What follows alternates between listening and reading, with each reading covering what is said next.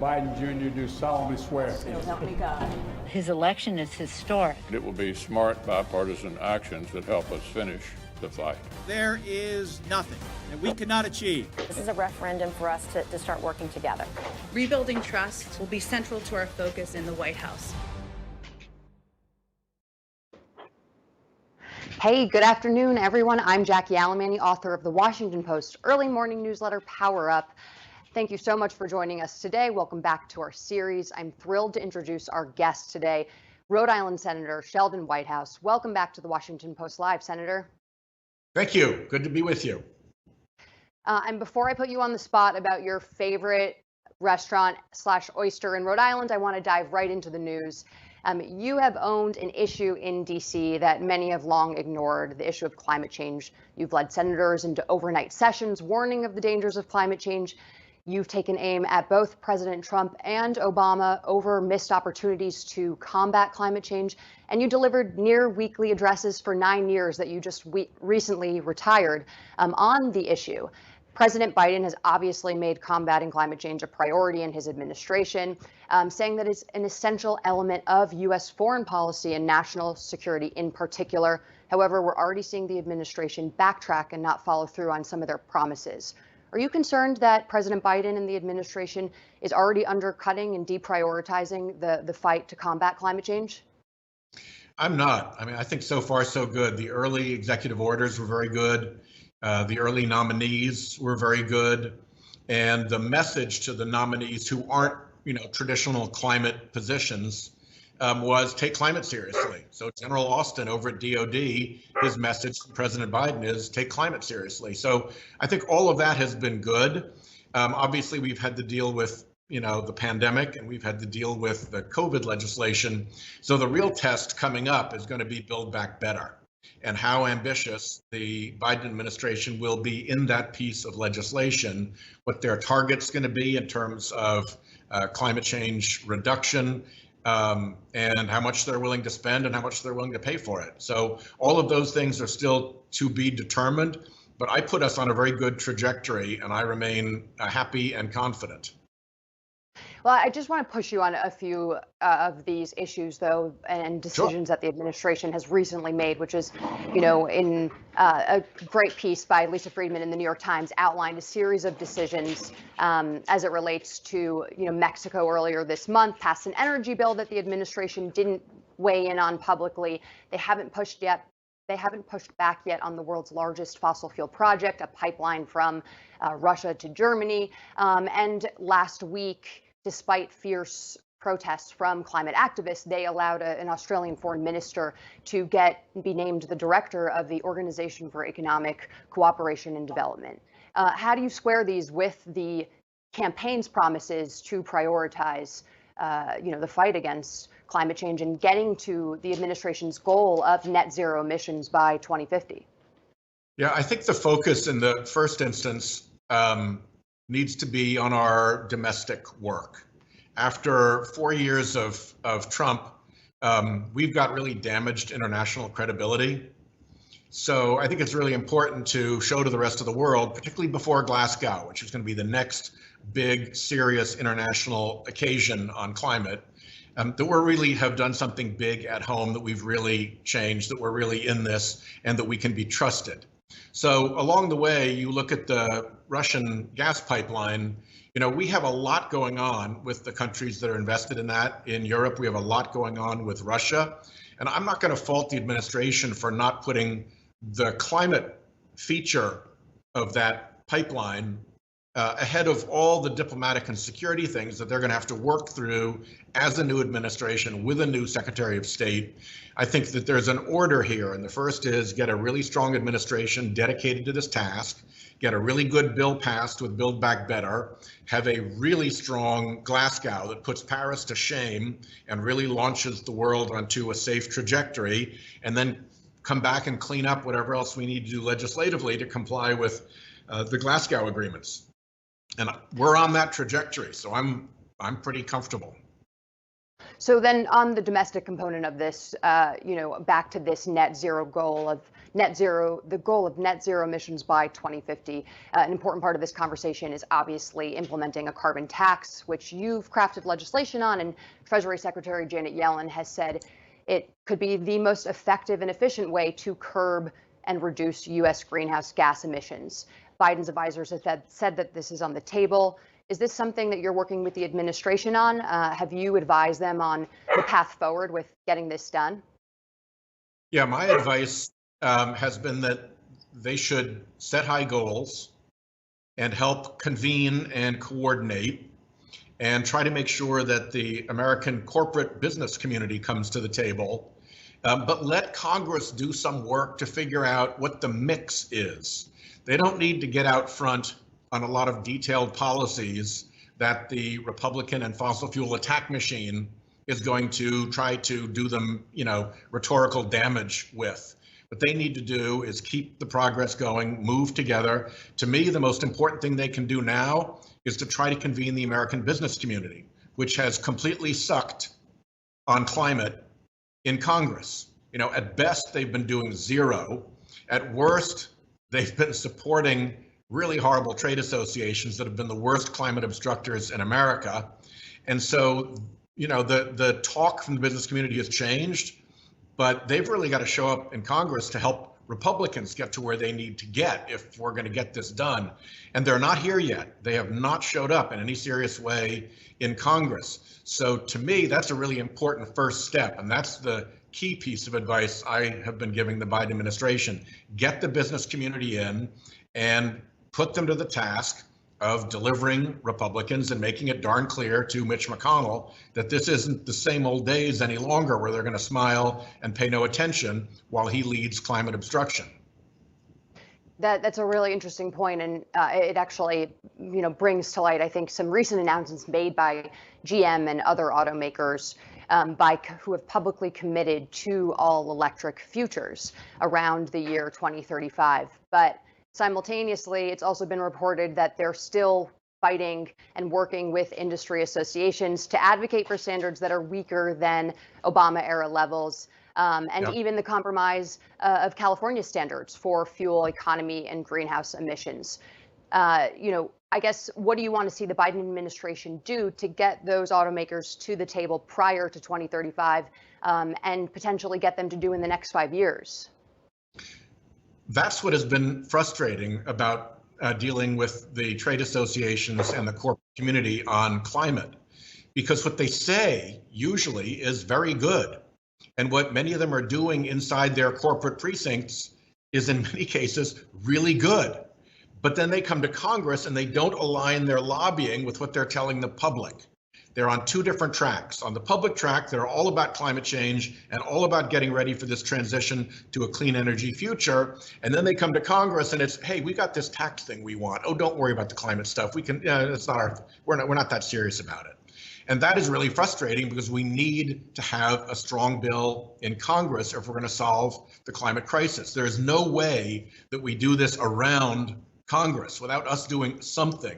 So the corporate America world not bothering to show up in Congress on climate is really consequential. And thankfully, that is beginning to change, just beginning.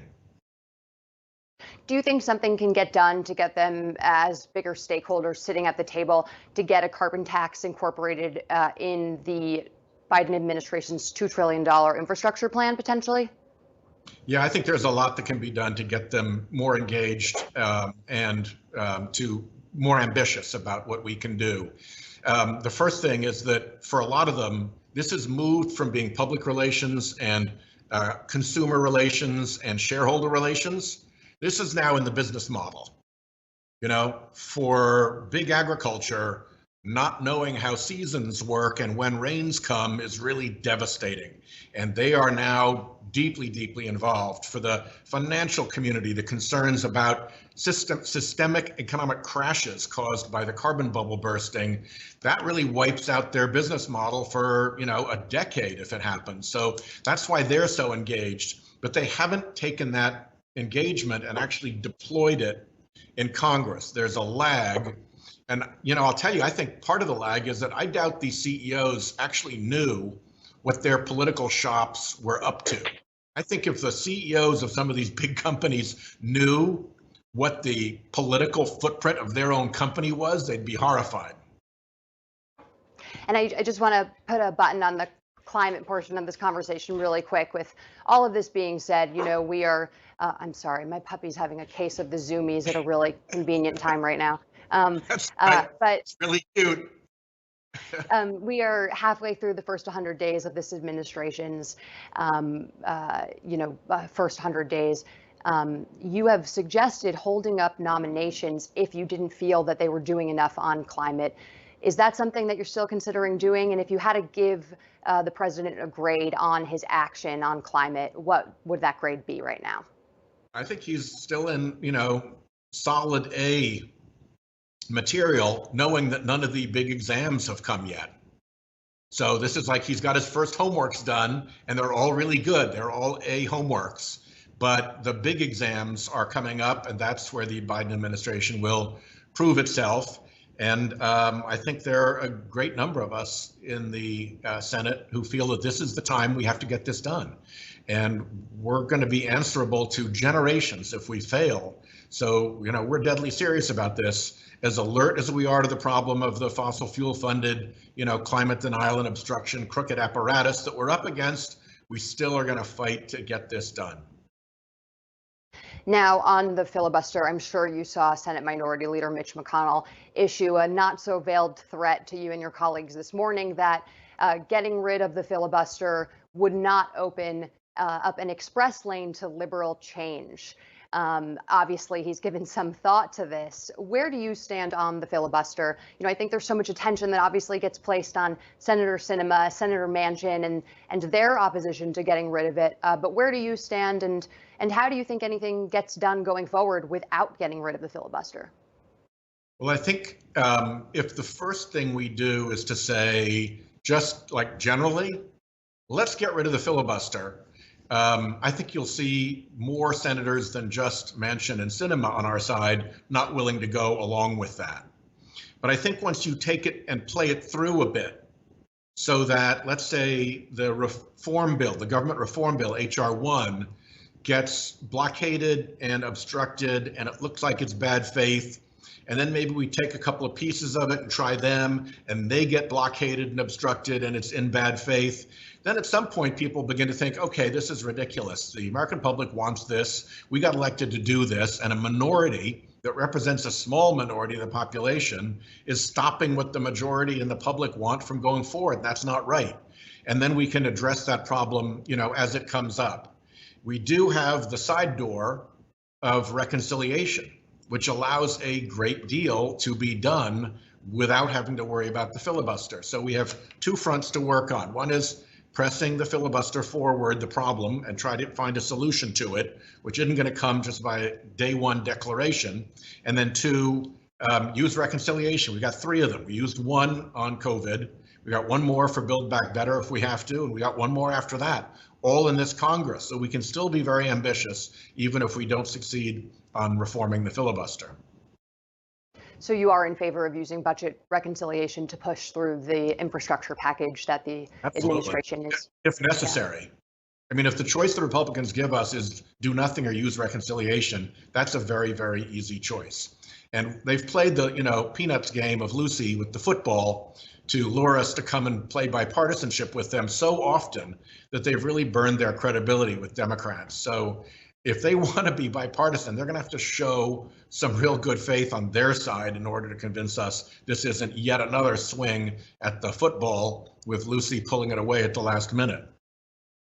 So basically your position is let's give Republicans a few more chances to demonstrate that they might be acting in good faith. And if not, then let's abolish the filibuster?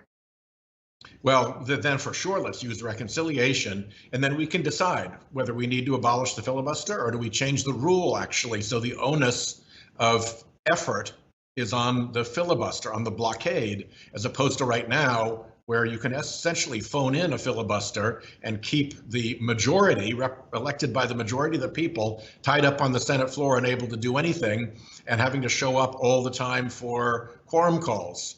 So the balance of the filibuster is something that might be the adjustment rather than the elimination of it. Remains to be seen. We've got to fight our way through it to find our way. And you have been very critical of the way the Supreme Court handles its business. You want the High Court to change the way it handles amicus briefs, which is people brought in as friends of the courts in order to advise on a case. Why is this important? Well, it's important because right now, probably the most consequential influence seeking in America is not done by lobbyists. It's done by people showing up in the Supreme Court and asking the Supreme Court to make decisions in their favor. And they very often come in as amici curiae, friends of the court. And what has developed is that very, very big, particularly right-wing interests, will send in little fleets of amici, like 10 or a dozen at a time, into a case. And they won't disclose to the court that they're all getting money from the same sources. And they don't disclose to the court that they've coordinated, or as one memo said, orchestrated their appearance. And the parties and the public and the justices don't really know who's actually in the room, because you have these organizations that were built just to be amici curiae. They're not a real organization like the, American Medical Association that might file a brief. And so it's gotten really putrid, frankly. And the court's in a great position to clean it up because it has a rule that ostensibly requires this disclosure, and they just haven't enforced it. The bigger picture seems to be, which you just noted, is that you believe money is corrupting justice at the Supreme Court. You titled your hearing on this issue, "What's Wrong with the Supreme Court? The Big Money Assault on Our Judiciary." In what other ways do you think money is corrupting the system? Well, the worst way was taking over the process for judicial appointments during the Trump administration. The Trump administration gave to a private organization, basically the gatekeeper role for who they would appoint to the United States Supreme Court. And while that private organization was the gatekeeper to the Supreme Court, it was taking huge donations, like over $10 million, big donations. And then it wouldn't report who the donors were. And it was completely non-transparent about how it was executing its gatekeeper function. So anybody in their right mind who's been around politics would realize, oh, that looks like big donors are coming in and giving big donations to this private group in order to have access or control at the turnstile as to who gets on the court. And when 3 judges in a row go through that special interest controlled turnstile, that casts a cloud over the whole court. And it's really important, I think, that stop, which it has now under Biden, but also that we understand exactly what went on so that it never happens again. You can go around the world and you will not find any place where the government has turned over the turnstile onto its Supreme Court to a private organization that then fundraises in the tens of millions for access to that turnstile. And you've dabbled on this subject, but I'm not sure you've explicitly said whether or not you support this. But on the topic of the Supreme Court, do you still think that the Biden administration should add an additional seat to put a Democratic SCOTUS on the court? I'm not arguing for that yet, but I certainly wouldn't rule it out. The way I think of this is the way a lawyer would think, going in before a judge and asking for some form of extraordinary relief from the judge. Fine, I may be entitled to that relief, but the first thing I've got to do is I've got to make my case. And we as Democrats, I think, have to make our case better to the public why it is that things have gone awry at the court, how it went wrong, who did it, tell the story and tell the truth about it all. And then I think we can make smart decisions about what needs to be done to put the court back onto the straight and narrow again. But the first thing to do is to get out the evidence and tell the story and make the case. And that's what I'm trying to do. And I want to ask you about New York Governor Andrew Cuomo, who is on week 3 of the scandal that has imploded in New York with regards to allegations of sexual misconduct, along with the Cuomo administration's hiding of nursing home data that undercounted the amount of deaths that occurred due to the coronavirus pandemic in nursing homes because of the governor's policies. Is it time for him to resign?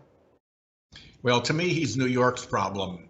And New York has a perfectly good attorney general who's looking into this. And New York has a perfectly good legislature that is looking at impeachment over this. And I'm satisfied with New York taking care of this situation. It's not Congress's business, it's New York's business. And I'm curious just from a broader perspective on this, because I know that you were one of the Democrats who wanted Senator Al Franken, who resigned amid a cloud of allegations, that you thought that he didn't receive fair due process from your colleagues in the Senate. Did Al Franken's predicament and situation change your perspective, or is it guiding your attitude towards Cuomo and the way sexual misconduct allegations should be handled when it comes to public officials? I'd like to think that it's a more constant thread than that. You can go all the way back to the Westerns, where the mob shows up at the jail and wants to hang the guy inside, and the sheriff has to stand out on the front porch and say, "Nope, you're not coming in," and until the person gets his trial and then gets hung fair and square. So that's the kind of American backdrop to all of this. And you're absolutely right that Al Franken did not get any process at all. This was simply done by pressure from other senators in the caucus. And I think we can do better than that. I think we should do better than that. And I think that applies quite across the board, well beyond situations of the specific situations you mentioned. We're a country that believes in people getting their day in court. So I'm wondering what your take is on the victims here and the women who have come forth with their allegations and said that they don't believe that the governor is fit to serve anymore. I applaud them. I think, having done these cases before as a U.S. attorney and attorney general, I applaud them. I think their courage is wonderful. I know how hard it is for witnesses to come forward in these circumstances, and they have an attorney general to take that testimony to, who can make the case, and they have the ability to present it to the elected officers of the state of New York, who have the power to impeach this governor if he's not fit to serve. So I encourage them to keep going and make the process work for them. That, to me, is the way in a rule of law country that this works out. But it's really important to stand up for these witnesses and to encourage and applaud them. I can't tell you how many people came forward after the Kavanaugh hearings to tell me stories about events that had happened decades ago in their lives that they never told anybody before, but suddenly felt the need to disclose to me, and how much it had burdened their lives not to have told that story earlier. So victims telling their stories is something we need to respect and acknowledge. And on a completely separate note, you've been very critical of FBI Director Christopher Wray for his handling of the January 6th attack on Capitol Hill. What's your specific complaint regarding what the FBI did and didn't do on that day? Actually, I'm okay with him on January 6th. My biggest grievance with him is the stonewall of our questions about potentially FBI misconduct. And for years, him simply refusing to answer during the Trump administration. And, as the request piled up, just no answer, a complete blow off. I do want to make sure that the investigation and the prosecution from January 6th looks upstream and doesn't only go to the people who are actually in the Capitol on that day. If you look at aiding and abetting theory of criminal law, or if you look at who might have funded this and have been a conspirator in it through funding it, or simply, just being the organizer or the rabble rouser or the inciter, there's a whole circle of accountability around this event that I want to make sure is explored. And we don't only look at people who are in the building on that day, because it may go well beyond that. And how do you think President Biden and Christopher Wray, for that matter, are doing overall on domestic terrorism and the threat of white supremacy that we saw play out on January 6th, and that additional threats have emerged since then. Yeah, well, it is certainly amped up. There are significant indications that under the Trump administration, the Department of Justice and the FBI dialed down its interest in white supremacist and white militia groups and dialed up its interest in Antifa and Black Lives Matter groups, even though the evidence was that by far the greatest risk to national security was the white militia groups, the right-wing groups. But because of the relationship between some of those groups and the Trump administration, they didn't want to investigate them. So we need to get to the bottom of that and figure out what the truth is in that regard. Because if they pulled back funding for, undercover investigations, if they didn't develop cooperating witnesses, if they didn't do the work of infiltration and surveillance that one does with a dangerous organization in the country for political reasons, that's not a good thing. And what do you think the next steps in this investigation are? Are there any witnesses that we haven't heard from yet who you want to hear from? I think at this point it would be, I've done that work before, and I think that the conversations within the Department of Justice of how this investigation should be directed are very properly being kept close hold and private, as law enforcement sensitive. So I don't really need to know more. I think the assurance that I need is that when they are evaluating the witness testimony and the evidence that they gathered about January 6th, they're also looking at who might have instigated or conspired to support the attack on the Capitol, and that they're using the existing well-known theories of accountability for people who weren't necessarily at the scene of the crime to make sure that we've got the whole picture. And that I will trust Merrick Garland to do, bearing in mind that as somebody who's in the legislature, I really don't get to look into their workroom while they're doing that work. And we only have a few minutes left, but I do want to touch on the stimulus really quick, because you were disappointed when the $15 minimum wage was ruled out of bounds by the Senate parliamentarian. I'm wondering what the next steps are to getting this done. Is it including it? Is it trying to get it included into infrastructure? Again, going through the parliamentarian process. What are your conversations with the White House like on this topic? I have heard the argument that some people think right now, just in the Democratic Party generally, there seems to be a bit of a schism that the government should be bearing the burden of additional costs rather than private companies being forced to raise the minimum wage here. So I'm wondering overall, why you think it's important for the government to get this done. Yeah, well, there are a couple of ways that we can go forward. The administration can go forward with federal contractors. They don't have to go through Congress for that. We can explore the hints of bipartisan interest that we received. Senator Graham, for instance, expressed some, I thought, pretty heartfelt interest in proceeding to raise the minimum wage to some degree in our recent budget committee hearing. So I think that's another way to go, see if we can find a bipartisan path.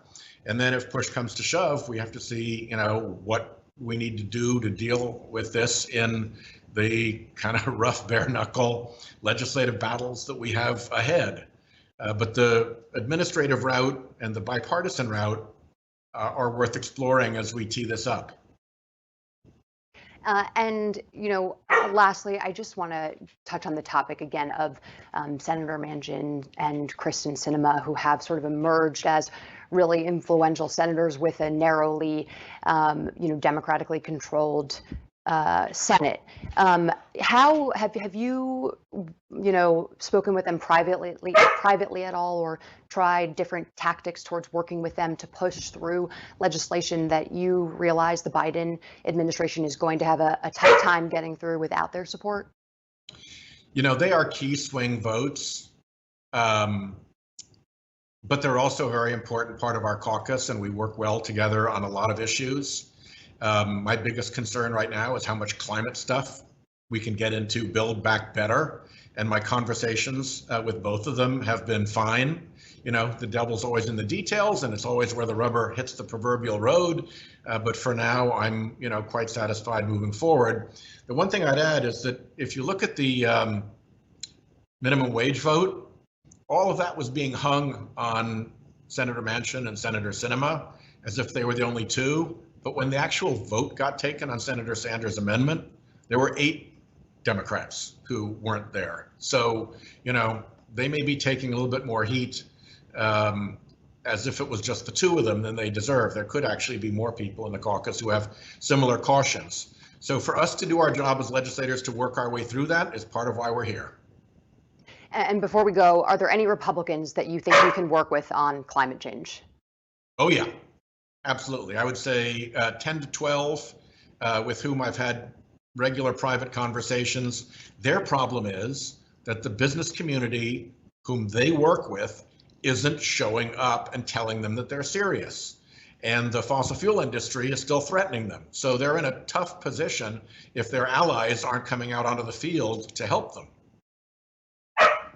And do you want to name any names on those Republicans that you think you can get something done with? I mean, there's some pretty obvious ones of people who've been supportive before. I mean, you know, I'm working with Michael Braun on a very significant agriculture bill. Senator Graham campaigned for the Republican nomination on a plausible climate platform. Senator Murkowski has been a leader in all of this because of the exposure of Alaska. I think anybody who has a coast is starting to realize that this is really serious for them. So I'm actually pretty bullish on if their business community actually shows up and shows up like they mean it, that we can get pretty substantial bipartisan support. And unfortunately, Senator, that's all the time we have today. I apologize again. My dog Bertha is losing her teeth, and a few actually fell out while we were talking. But thank you so much for joining us. I was glad she joined us. Thank you, everyone, for tuning in. Please join us again tomorrow at 11 a.m. When my colleague Paige Cunningham will examine lessons learned from the pandemic. Her guests are going to include Dr. Kurt Newman, the president and CEO of Children's National Hospital, and author Lori Garrett. You can always head to thewashingtonpostlive.com to register and find out more about our programming going forward for the rest of the week. Thanks again for joining us.